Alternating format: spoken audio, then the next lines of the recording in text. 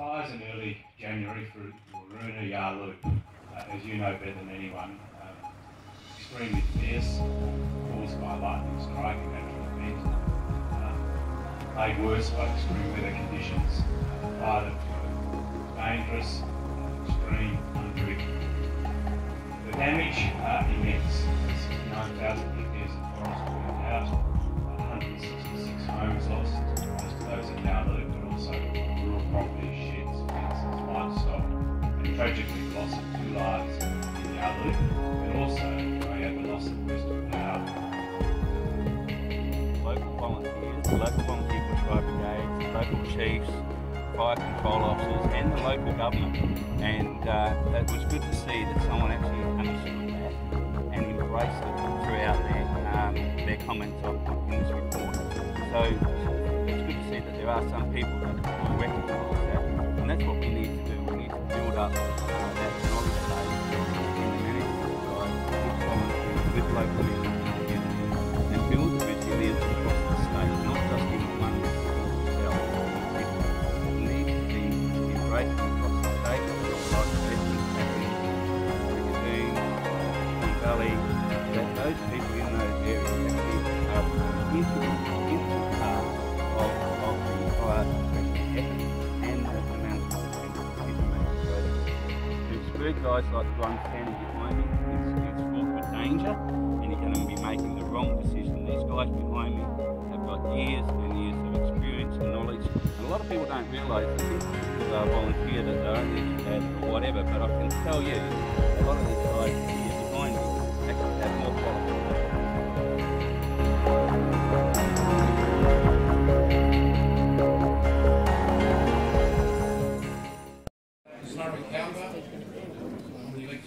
Seat of Murray Wellington. I'd like to commence this morning by some silence for 1 minute for Liz Taylor. Malcolm Taylor, please.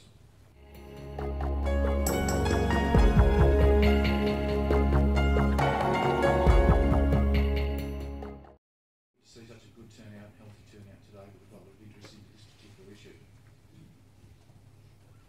The consensus of a small group of trusted experienced firefighters and I went through this report yesterday, right up till late evening last night, and I'm pleased to be able to say that this report is everything that I was hoping it was going to be. And for that, Mr. Ferguson, I thank you. Thank you.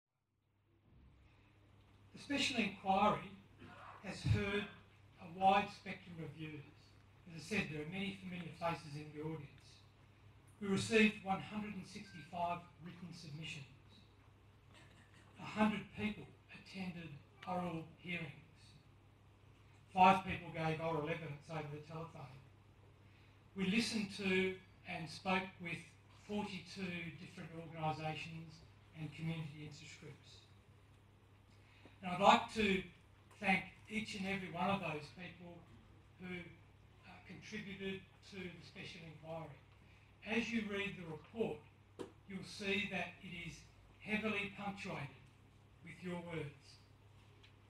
We use both our own observations from your submissions, but also your direct quotes extensively.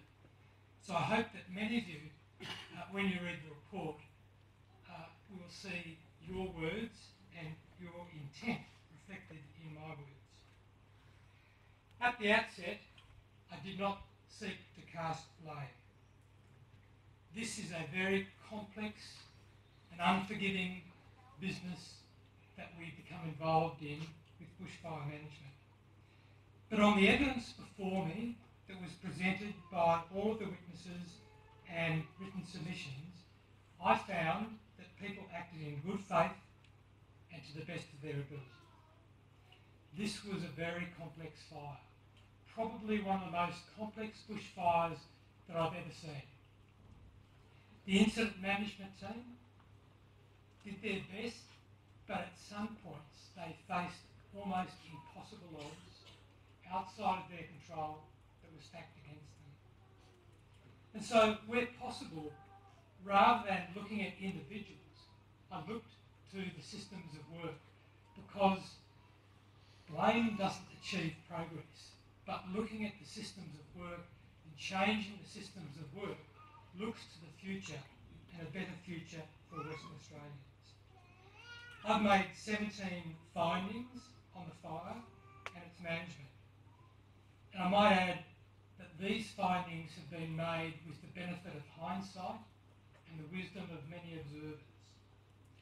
I found that the initial attack was reasonable, that the incident management team missed cues to escalate to a level 3 incident management team when the fire crossed the Murray River. I found the water supply to Yarloop became exhausted after the power failed to the area. I found that at a crucial time there was a failure to issue specific warnings to the community in Yarloop and Cookinup. There was a delay in sending additional resources which had been requested to go into Yarloop prior to the wind change. I also found that spotting or ember attack from long unburnt forest just to the east of Yarloop was a very significant factor in the amount of damage that occurred in Yarloop. As the Premier said, my report is a frank assessment. It sets out a framework for the future.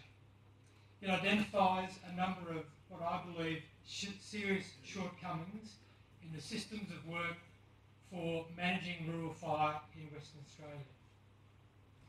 The top 4 issues that came to me, number 1 was the management of vehicle control points. The second most important issue was around fuel and fuel management, both on public land but also on private and land managed by other entities. Incident management, the way and the systems which were employed to organise and fight this fire was the next most important issue. And the 4th most important issue was the efficiency and the effectiveness by which we use the resources to fight this fire.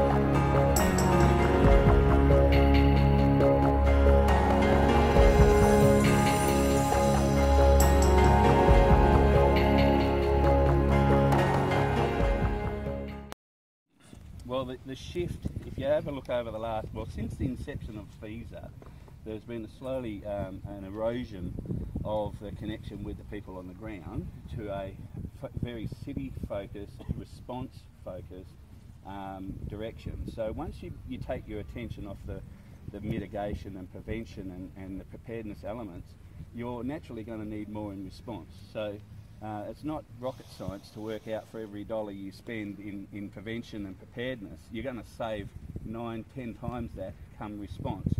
So naturally there's a conflict there between some of the ideologicals of some bodies versus the community. So the community wants to be safe, but there's some bodies that would prefer to have more staff. You talk about the importance of prevention. Wayne Gregson's quoted in here and contradicted by saying the issue of prescribed burning is for deports. It's their job. What does that say about the Fire Commissioner's thinking? Well, clearly that's not reflective of the intent of the legislation. So the Commissioner's entitled to his view. It doesn't necessarily, like everybody else, doesn't mean he's necessarily right in that space. As a Commissioner overseeing everything, he has a responsibility. And sadly, because the response focus has come in recent time, the eye's gone off the ball.